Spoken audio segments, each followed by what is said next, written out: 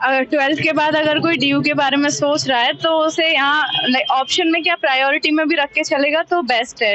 ये campus growth के लिए बहुत अच्छा है, पर्सनल ग्रोथ काफी होती है यहाँ पे आके। हाँ, एनवायरनमेंट भी बहुत अच्छा है।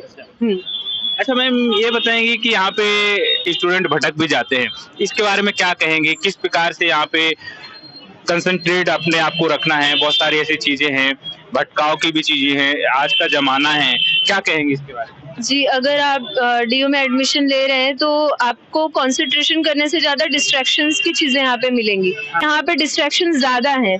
आपको ना अपना गोल याद रख के उसको अचीव करने के लिए हर एक जो भी काम ज़रूरी है वो करते जाना है, तो ही आपका गोल अचीव हो पाएगा। वरना आप डिस्ट्रैक्ट हो जाएंगे, और यहाँ हमने देखा है बच्चों को डिस्ट्रैक्ट होते हुए और वो फिर चले जाते हैं। तो जिस प्रकार से फिल्मों में दर्शाया जाता है कॉलेज को, यूनिवर्सिटी को, जिस प्रकार से माहौल देखा जाता है कॉलेज का, डिस्ट्रैक्शन आप लोग उस तरफ देख सकते हैं, एक बार ऐसे राउंड करके दिखा सकते हैं। देखिए, this is one of the distraction. देख सकते हैं। हाँ, कि यहाँ पे इन्हें दिख रहा है कि कुछ ले रहे हैं तो पॉजिटिव इम्पैक्ट डालने की जगह ये नेगेटिव इम्पैक्ट डालेंगे अगर आप प्रोसीड कर रहे हैं कुछ अच्छे। कोई असर पड़ता है जैसे आप लोग हैं ऐसा कुछ? हम पे तो अब नहीं पड़ता है, लेकिन दोस्तों नमस्कार, आप सभी का स्वागत है।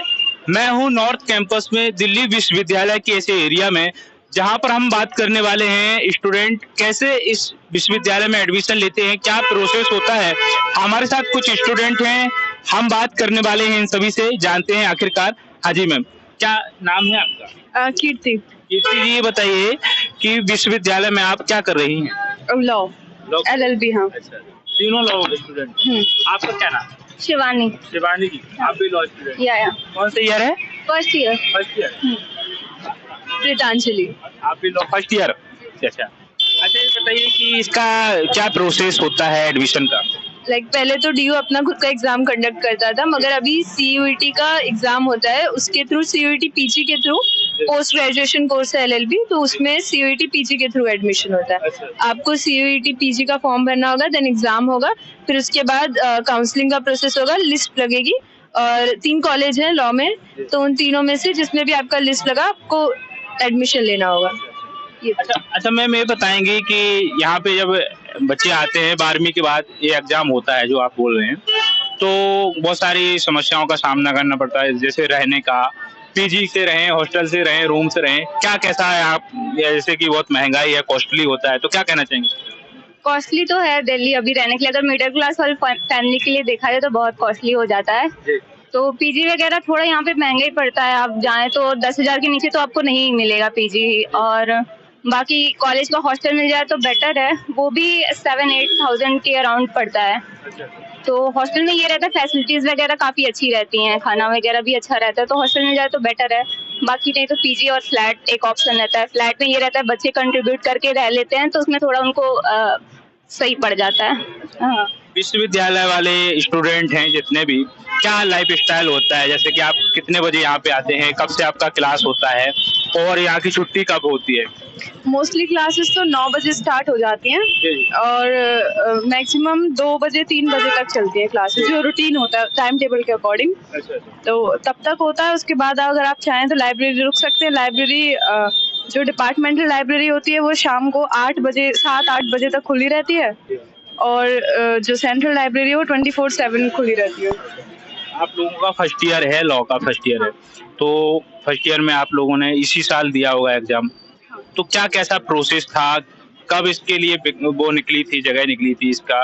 कब फॉर्म आता है, कब भरा था, कितना इसमें सिलेबस होता है, क्या क्या पूछा जाता है?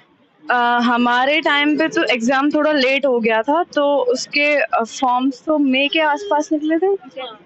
हाँ, तो लेट हो गया था। उसमें सब्जेक्ट थे, जो सब्जेक्ट्स भी चेंज हुए थे। जैसे लॉ के लिए पहले लीगल रीजनिंग और ये सब मेन होता था, कॉन्स्टिट्यूशन वगैरह, लेकिन इस बार इसमें 5 मेन सब्जेक्ट्स पे फोकस था। English, maths, reasoning, computer science थी, और तो GK वाला पोर्शन था, तो ये सब्जेक्ट्स थे। अच्छा, तो कितने नंबर का ये एग्जाम आता है और कितने एग्जाम होते हैं? 400 मार्क्स का होता है टोटल ये, और इसमें नेगेटिव हम लोग के टाइम पे जब हुआ था, अभी शायद थोड़ा क्वेश्चन चेंज हो गए हैं। हम लोग के टाइम पे 100 क्वेश्चन आते थे, अभी शायद 75 आ रहे हैं। तो हाँ, तो एक क्वेश्चन के आपको 4 नंबर मार्क्स मिलते थे, प्लस माइनस उसमें 1 नंबर नेगेटिव था। जो अपडेट हुआ है उसके बारे में आइडिया? अभी नहीं, उतना आइडिया नहीं। 75 क्वेश्चन है और 300 नंबर का होता है। अच्छा मैम बताएंगी कि क्या मेरिट लिस्ट आपके समय पे क्या गई थी और अब क्या जाने की संभावना है? मेरिट लिस्ट तो हमारी जो लॉ फैकल्टी की वो डिस्क्लोज नहीं की गई थी। अभी भी हमें नहीं पता है, बट लिस्ट लगी थी तो फर्स्ट लिस्ट में एडमिशन हुआ था। लाइक जैसे आपके अगर मार्क्स हैं 400 मार्क्स हैं और आपका 250 अबव है तो मोस्ट ऑफ चांसेस है कि फर्स्ट लिस्ट में लग जाए। अब आपको डिपेंड करता है कि कॉलेजेस में सीट कितनी, आप कौन सा कोर्स ले रहे हो उस पर डिपेंड करता है। बट हमारी फैकल्टी की लिस्ट जो मेरिट था वो डिस्क्लोज नहीं किया गया। अच्छा ये कितने स्टूडेंट इसमें सीट रहती है, जैसे कि आपके में बात करें कितने स्टूडेंट की अभी जगह रहती है उसमें? लॉ फैकल्टी में 3 कॉलेजेस हैं तो तीनों कॉलेजेस में मतलब एक साल 3000 स्टूडेंट आते हैं, तीनों कॉलेजेस का कंबाइन लॉ के लिए। और लाइक पर college 1000 student, 3 CLC, LC2, LC1 3 colleges है। हर में समझ लीजिए आप हर साल 3000 स्टूडेंट पास आउट होता है और 3000 नए आते हैं लॉ फैकल्टी में। तो आपके कॉलेज का नाम क्या है मैम? लॉ सेंटर 2, लाइक यही बिल्डिंग है पीछे पास ही में है। अच्छा 3000 स्टूडेंट के लिए जगह रहती है, सीट रहती है, कितनी लिस्ट इसमें जारी होती है? जैसे कि आप लोगों का तो पहली लिस्ट में आ गया था शायद 3-4 लिस्ट तक, अब इस बार तो 3 तक गई थी हम लोग के टाइम पे। 3 से 4 ही लिस्ट जाती है। बाकी जो अंडर ग्रेजुएशन होती है उसकी तो 8-9 लिस्ट चली जाती है इजीली। और ये कितने टाइम तक ये लिस्ट आती है? जैसे कि पहली आ गई, पहली आने के बाद कितना समय लगता है? 9-10 दिन तो इजीली लगते हैं पहले आने के बाद। जैसे करानी पड़ती है हाँ, जैसे पहली लिस्ट का एडमिशन होगा 4-5 दिन का प्रोसेस होता है उसमें होगा। उसके बाद सेकंड लिस्ट रिलीज होगी, फिर उसके आप अप्लाई करना होता है तो इजीली 8-9 दिन का तो गैप होता है दोनों लिस्ट के बीच में। इसका जो एडमिशन का जो प्रोसेस आप बता रहे हैं कि लिस्ट आने के बाद फिर क्या होता है? लिस्ट आने के बाद क्या? लिस्ट आने के बाद ये होता है आपके प्रोफाइल पे डायरेक्ट सीट एलोकेट कर देते हैं वो लोग, तो आपको सीट एक्सेप्ट करनी रहती है। आप एक्सेप्ट नहीं करेंगे तो फिर एडमिशन नहीं हो पाएगा। या तो एक्सेप्ट करिए, आपको जो सेंटर, तीनों सेंटर में से एक सेंटर वो लोग देंगे तो एक्सेप्ट करना है तो एक्सेप्ट करिए, या फिर आपको चेंज करना है तो आप अपग्रेड का ऑप्शन उसमें डाल देते हैं तो फिर आप एक्सेप्ट कर लेते हैं। तो फिर वो लोग डॉक्यूमेंट्स मांगते हैं, ये सारा ऑनलाइन ही होता है तो डॉक्यूमेंट्स वगैरह फिर आप अपना सबमिट करेंगे तो वो फिर कुछ दिन में 1-2 दिन में वेरीफाई करके दे देते हैं। उसके बाद आपका फीस का सबमिशन का आता है तो फिर फीस सबमिट कर दो तो हो जाता है। बाकी आप लोग हॉस्टल से रुके हुए हैं कि कोई रूम पीजी क्या? नहीं, मुझे और इन्हें DU से हॉस्टल मिल चुका है। हाँ हॉस्टल मिला है? हाँ जी। तो इसका क्या प्रोसेस होता है इसका? लाइक अभी हमारा जैसे जो अंडर ग्रेजुएट कॉलेजेस है ना उनके खुद के हॉस्टल्स होते हैं। मिरांडा हाउस का खुद का हॉस्टल है, मगर हमारे कॉलेज का खुद का हॉस्टल है लॉ फैकल्टी का। तो हमें जो कुछ हॉस्टल्स है यहाँ पे गर्ल्स के लिए 4-5 हॉस्टल्स है तो उनमें हमने अप्लाई किया था, उसमें से हमें राजीव गांधी हॉस्टल मिला है, अलॉट हुआ है। तो अभी हम वहाँ रह रहे हैं। अच्छा तो इसका कोई चार्ज देना पड़ता है, फीस रहती है क्या, कैसा? अभी हमें तो 8000 पर मंथ चार्ज देने पड़ रहे हैं, वहाँ की जो फीस है 8000 हमें लग रहे हैं। बाकी हर कॉलेज का, हर हॉस्टल का डिफर करता है कि कौन से हॉस्टल में आपको मिल रहा है।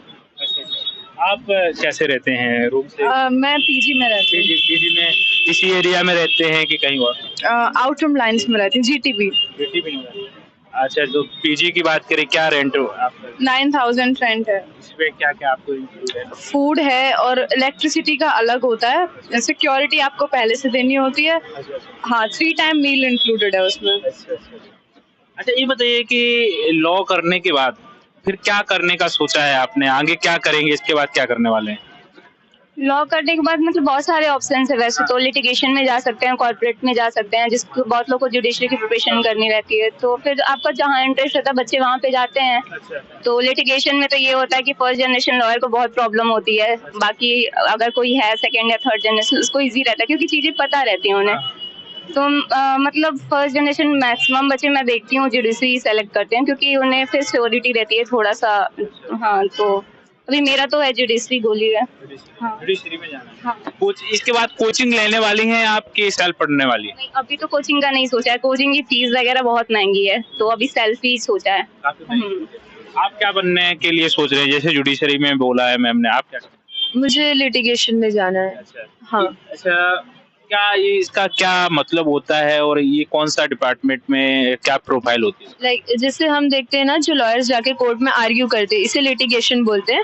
सो लिटिगेशन अगर आप चूज करते हैं फर्स्ट जनरेशन लॉयर्स के लिए, जैसे कि अगर आप ऑब्वियसली लॉयर हैं तो आपको कनेक्शंस चाहिए होंगे ताकि आपको क्लाइंट मिले। तो फर्स्ट जनरेशन लॉयर को यही एक चीज होती है जो मुश्किल पड़ती है, मगर उनको इंटर्नशिप वगैरह, अभी हम फर्स्ट ईयर में है तो अब से इंटर्नशिप शुरू करेंगे, तो धीरे धीरे करके कुछ ना कुछ होगा। लेकिन लिटिगेशन भी एक प्रोफेशन है जहां आप जा सकते हो। देन जुडिशरी है, कॉर्पोरेट में जॉब होती है, जैसे आपको कोई जॉब है, कोई भी कोर्स करने के बाद आपको जॉब ऑफर होती है, कंपनी से जॉब ऑफर होती है, फर्म से ऑफर होती है, तो वहाँ पे अगर आप जॉब करते हैं आफ्टर LLB तो कॉर्पोरेट में आते हैं। और भी ऑप्शंस है लीगल प्रोफेशनल, जो प्रोफेशनल्स हैं उनके लिए, तो वहाँ भी जा सकते हैं। मैम ये बताएंगे कि स्टूडेंट आप सभी हैं, तो दिनचर्या आपका पढ़ाई के अलावा और भी कुछ शौक होंगे, क्या हॉबी रखते हैं? जैसे कि हर वक्त तो पढ़ते नहीं होंगे, हॉबी क्या है? इनके अलावा रीडिंग है और जैसे नॉवेल्स वगैरह एक्स्ट्रा करिकुलम में, तो पेंटिंग कभी कभी। हाँ। कहाँ से बिलोंग करते हैं आप? मथुरा से। आप? उत्तर प्रदेश, गोरखपुर। आप कहाँ से? महाराष्ट्र, थाने। जी। तो ये कि कल्चर पूरा भारत का यहाँ पे मिल जाता है, सभी एरिया से, हर स्टेट से यहाँ पे स्टूडेंट आते हैं, या इंटरनेशनल यहाँ पे हॉस्टल भी है, तो यहाँ पे कहाँ के स्टूडेंट आते हैं? कोई आइडिया? यहाँ स्टूडेंट ऑस्ट्रेलिया से हैं, अफगानिस्तान, घाना, हाँ, श्रीलंका से भी। अच्छा। हाँ। तो मिलते भी होंगे आप लोगों से? लॉ फैकल्टी में तो अभी नहीं मिले हैं, लेकिन जो पहले इंग्लिश लिटरेचर की थी उसमें थे, श्रीलंका से और ऑस्ट्रेलिया से थी लड़कियाँ। अच्छा। तो मतलब इंडिया की जो एजुकेशन है, भारत की एजुकेशन बाहर भी इफेक्ट डाल रही है। अच्छा, ऑस्ट्रेलिया से जो स्टूडेंट आ रहे हैं, तो भारत की एजुकेशन के बारे में क्या कहना चाहेंगी कि वहाँ पर विदेशों में कहीं ना कहीं पहल है, इसके बारे में क्या कहना चाहेंगे? एजुकेशन सिस्टम अभी तो सही है थोड़ा, अब इसमें ज्यादा कुछ बोलूंगी नहीं मैं। हम मिले नहीं, हम अभी जल्दी आए हैं। इन्होंने अपना जो ग्रेजुएशन है वो भी यहीं से किया है, DU से। हम PG पोस्ट ग्रेजुएशन DU से कर रहे हैं, हम दोनों जी, इसलिए उनको ज्यादा मैसेज, सजेशन, सुझाव देना चाहेंगे एस्पिरेंट के लिए, स्टूडेंट के लिए जो 12वीं के बाद आना चाहते हैं, और क्या कहना चाहेंगे? पहले तो 12वीं के बाद लोग इतने कंफ्यूज रहते कि जाए कहाँ, उन्हें तो क्लियर ही नहीं रहता कि कौन सा करियर। तो करियर काउंसलिंग बहुत जरूरी है बच्चों के लिए, क्योंकि बाद में जाके उनको रिग्रेट होता है कि काश ये कर लिया होता, ये नहीं किया होता, कि फिर इंटरेस्ट नहीं आता है उस चीज में। वो लोग तो ले लेते हैं नॉलेज की कमी की वजह से। तो यही रहेगा, पहले अच्छे से पूरा देख ले अपना। आजकल तो यूट्यूब पे हर चीज अवेलेबल है, तो डिसाइड कर ले क्या करना है क्या नहीं, फिर उस हिसाब से अपना आगे बढ़ते रहें। हाँ, बाकी आप क्या कहेंगे? अगर 12th के बाद अगर कोई DU के बारे में सोच रहा है तो उसे यहाँ ऑप्शन में क्या प्रायोरिटी में भी रख के चलेगा तो बेस्ट है। ये कैंपस ग्रोथ के लिए बहुत अच्छा है, पर्सनल ग्रोथ काफी होती है यहाँ पे आके। हाँ, एनवायरनमेंट भी बहुत अच्छा है। अच्छा मैम, ये बताएंगे कि यहाँ पे बहुत सारे ऐसे भी हैं कि स्टूडेंट भटक भी जाते हैं, इसके बारे में क्या कहेंगे? किस प्रकार से यहाँ पे कंसंट्रेट अपने आप को रखना है? बहुत सारी ऐसी चीजें हैं, भटकाव की भी चीजें हैं, आज का जमाना है, क्या कहेंगे इसके बारे में? जी, अगर आप DU में एडमिशन ले रहे हैं तो आपको कंसंट्रेशन करने से ज्यादा डिस्ट्रैक्शंस की चीजें यहाँ पे मिलेंगी। लेकिन अगर आपको अपना गोल याद है सो आपके लिए डिस्ट्रैक्शंस तो हर जगह आएंगी, लेकिन यहाँ पे डिस्ट्रैक्शंस ज्यादा हैं। आपको ना अपना गोल याद रख के उसको अचीव करने के लिए हर एक जो भी काम जरूरी है वो करते जाना है, तो ही आपका गोल अचीव हो पाएगा। वरना आप डिस्ट्रैक्ट हो जाएंगे, और यहाँ हमने देखा है बच्चों को डिस्ट्रैक्ट होते हुए और वो फिर चले जाते हैं। जिस प्रकार से फिल्मों में दर्शाया जाता है कॉलेज को, यूनिवर्सिटी को, जिस प्रकार से माहौल देखा जाता है कॉलेज का, डिस्ट्रैक्शन आप लोग उस तरफ देख सकते हैं, एक बार ऐसे राउंड करके दिखा सकते हैं। देखिए, this is one of the distraction. देख सकते हैं कि यहाँ पे ना दिख रहा है कि कुछ ले रहे हैं, तो पॉजिटिव इम्पैक्ट डालने की जगह ये नेगेटिव इम्पैक्ट डालेंगे। अगर आप प्रोसीड कर रहे हैं कुछ अच्छे, कोई असर पड़ता है? जैसे आप लोग हैं, ऐसा कुछ हम पे तो अब नहीं पड़ता है, लेकिन अगर कोई नया बच्चा आएगा तो ऑब्वियस सी बात है वो अगली टाइम ऐसे बोलने से पहले सोचेगा, कि क्योंकि ये लोग ऐसे मजाक बनाते हैं, तो इसलिए कमेंट यही चीज जो इन्होंने बोला। अभी तो देख रहे हो आप, पीछे खड़े होकर हुड़दंगी मचा रहे हैं, तो क्या कहें अब। बस बच्चों को यही कहेंगे कि अगर आ रहे हो तो सीरियसली पढ़ो, क्योंकि पैसे लग रहे हैं आपके माता पिता के, तो उसका इस्तेमाल करिए। ना कि ऐसी चीजें करी है। हाँ, लाइफ एंजॉय करके ब्लॉगिंग चल रही है इसलिए बोल रहे हैं hello guys welcome back to my YouTube channel है, नहीं पता कि न्यूज चैनल है।